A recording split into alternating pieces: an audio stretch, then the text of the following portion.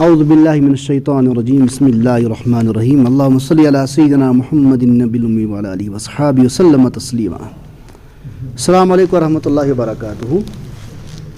محترم سامعین کرام، آج سیرت پاک صلی اللہ علیہ وسلم کا سبق نمبر 181 جس سبق کا عنوان ہے غزوہ حمراء الاسد. گزشتہ سبق ہم نے پرسوں پڑھا تھا کہ احد کے بعد آپ صلی اللہ علیہ وسلم کی جماعت مدینہ کی جانب، معرکہ احد کے ختم ہونے کے بعد آپ جو مدینہ کے راستے پر نکلے اپنے لشکر کے سمیت، اسی کی تفصیل ہم نے پڑھ لی تھی گزشتہ سبق میں 180واں سبق میں. اب ہم آج دوسرے غزوے کے لیے پڑھ رہے ہیں. ہم نے تفصیل سے پڑھا تھا کہ راستے میں کیا ہوا تھا، کس طریقے سے وائے، کیسے پہنچے مدینہ منورہ میں، پھر کیا انتظام کیے گئے مدینہ المنورہ میں، کس قسم کے انتظام آپ صلی اللہ علیہ وسلم نے کیے صحابہ کرام، کیونکہ زخموں سے چور چور تھے. آپ خود صلی اللہ علیہ وسلم، آپ کا ماتھا مبارک، آپ کا دندان مبارک، آپ کا ہونٹ مبارک، آپ کا جو کندھا مبارک تھا دایاں وہ بھی زخمی تھا، اور اس کے بعد آپ صلی اللہ علیہ وسلم کے چہرہ مبارک پر دو جنگی ٹوپی کے دو لوہے کے کنجیاں بھی آپ کے چہرہ مبارک میں گھسی ہوئی تھی. خود آپ زخمی حالت میں تھے، اس کے باوجود بھی کیا انتظام کیے گئے مدینے میں، یہ ہم نے پڑھ لیا تھا. اب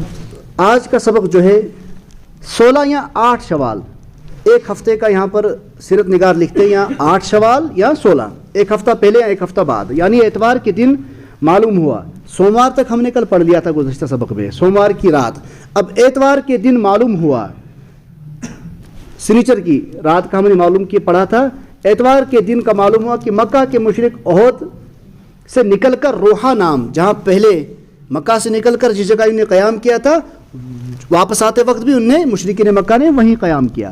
اسی جگہ رکے تھے کہ اچانک انہیں خیال آیا کہ ہم نے جنگ جیتی یا ہاری. آئیتا یمن خیال ہوئے تھے نش،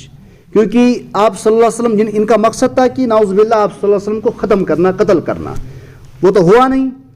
اور صحابہ کرام شہادت کے باوجود بھی،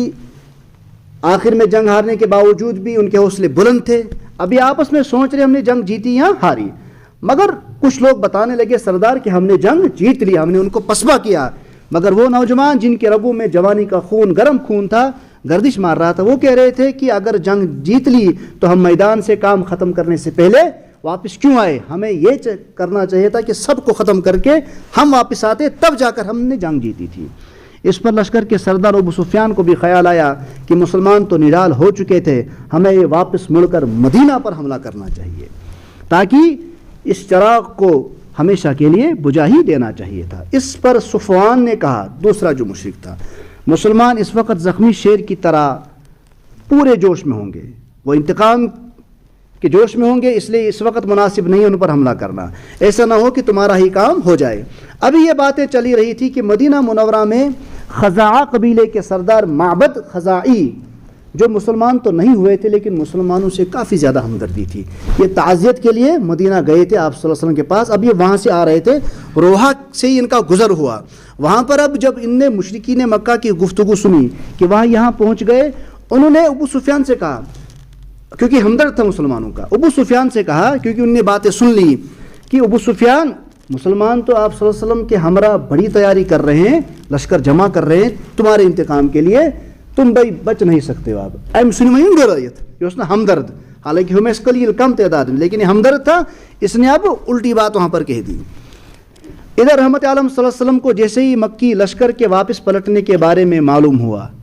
تو آپ صلی اللہ علیہ وسلم نے حضرت بلال کو بھیج کر، اور کیونکہ وہ بھی وہاں پر مشورہ کر رہے تھے کہ ہم مدینہ کی جانب نکلیں گے، آپ صلی اللہ علیہ وسلم تک یہ بات پہنچی کہ وہ آ رہے ہیں شاید. اب آپ صلی اللہ علیہ وسلم نے بلال رضی اللہ تعالیٰ کو بھیجا، صحابہ کو جمع کیا، ان صحابہ کو جو احد میں شامل تھے، کیونکہ آپ نے پہلے پڑھا وہاں سے 300 افراد واپس عبداللہ بن ابی منافق کے ہمراہ واپس آ چکے تھے. آپ صلی اللہ علیہ وسلم نے خبر بھجوائی کہ سب کو جمع کرو، بس وہی لوگ ساتھ جائیں گے جو احد میں شریک تھے، کیونکہ عظمت اور بلندی اور درجہ انہی کے لیے جو احد میں تھے. عبداللہ بن ابی منافق بھی کہنے لگا کہ مجھے بھی اجازت دے دو، میں بھی شامل ہو جاؤں گا، لیکن اس بے شرم کو بالکل بھی اجازت نہیں دی گئی کہ احد میں اس نے حد کر دی تھی کہ مسلمانوں کو کسی بھی طریقے سے نقصان پہنچانے کے لیے اس نے ساری حدیں پار کر دی تھی. اس کے مقابلے میں حضرت جابر رضی اللہ تعالیٰ عنہ، عبداللہ جن کے والد حضرت عبداللہ احد میں شہید ہو چکے تھے، حضرت جابر نے اصرار کیا کہ میرے والد صاحب تھے، مجھے گھر پہ رکھا ہوا تھا وہ شہید ہو گئے، اس بار مجھے ان کی جگہ جانے کے لیے اجازت دے دی جائے۔ ان کو اجازت مل گئی۔ ابو سفیان اور مکی لشکر کو جس وقت اس حقیقی تیاری کا پتہ چلا کہ اب ان کو حقیقی تیاری، پہلے تو جس نے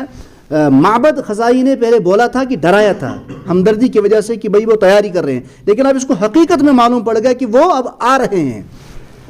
تو اس کی ہوش اڑ گئے اور سب کی طرف بھاگ کر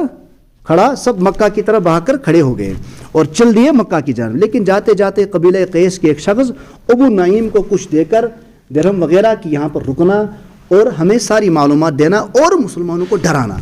کہ رحمت عالم صلی اللہ علیہ وسلم نے صحابہ کرام کے ساتھ مدینہ منورہ سے کوئی 14 کلومیٹر دور حمراء الاسد تک ان کا پیچھا کیا۔ اب یہ وہاں سے نکلے، زخموں سے چور چور تھے، تھکے ہوئے تھے، لیکن حوصلہ بلند تھا، وہاں سے پھر واپس مڑ کے ان کے پیچھے لگے، یہ حمراء الاسد جگہ تک پہنچے، پیچھا کیا، اور جب معلوم ہوا کہ سب بھاگ گئے ہیں تو یہیں کچھ دن قیام فرمایا، جہاں صحابہ کرام نے وہاں پر کچھ تجارت بھی کی، کچھ منافع بھی کمایا، اور تجارت کے ساتھ ساتھ وہاں پر قیام فرمایا تاکہ ہمارا جو وہاں پر روب تھا ایمان والوں کا، وہ روب وہاں کے علاقوں والوں پر پڑے، قبیلے والوں پر پڑے۔ یہیں پر ابو نعیم نے مسلمانوں کو قریشی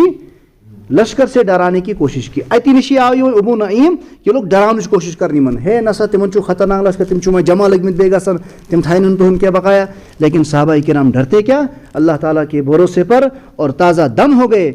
اس نے جتنا ڈرانے کی کوشش کی صحابہ اتنا جوشیلے اور ہو گئے۔ قرآن کریم نے انہی احوال پر اس طرح تبصرہ کیا، الذین قال لهم الناس ان الناس قد جمعوا لكم، وہ لوگ جن کے کہنے والوں نے کہا تھا کہ یہ مکہ کے کافر لوگ تمہارے مقابلے کے لیے پھر سے جمع ہو گئے ہیں، فخشوہم فزادہم ایمانا، پھر سے جمع ہو گئے لہٰذا ان سے ڈرتے رہنا۔ تو اس خبر نے ان کے ایمان کو اور اضافے میں ڈال دیا، ان کا ایمان اور اضافے میں آ گیا۔ انہوں نے کہا وقالوا حسبنا اللہ ونعم الوکیل، ہمارے لیے تو وہ بول اٹھے کہ اللہ ہی کافی ہے، وہ بہترین کارساز ہے۔ فانقلبوا بنعمت من اللہ، نتیجہ یہ کہ یہ لوگ اللہ کی نعمت اور فضل لے کر اس طرح واپس آئے کہ انہیں ذرا بھی گزند نہیں پہنچی، اور وہ اللہ کی خوشنودی کے تابع رہے، اور اللہ فضل عظیم کا مالک ہے۔ در حقیقت یہ تو شیطان ہے جو اپنے دوستوں سے ڈراتا ہے، لہٰذا اگر تم مومن ہو تو ان سے خوف نہ کھاؤ اور بس میرا خوف رکھو۔ یہ تھا آج کا سبق۔ اللہ تبارک و تعالیٰ نے سیرت پر عمل کرنے کی توفیق عطا فرمائے۔ کل ہم پڑھیں گے غزوہ احد کی فتح اور ہار، اور پھر فتح پر قرآنی تبصرہ۔ وصلی اللہ تعالیٰ علی خیر خلق محمد و علیہ وسلم اجمعین۔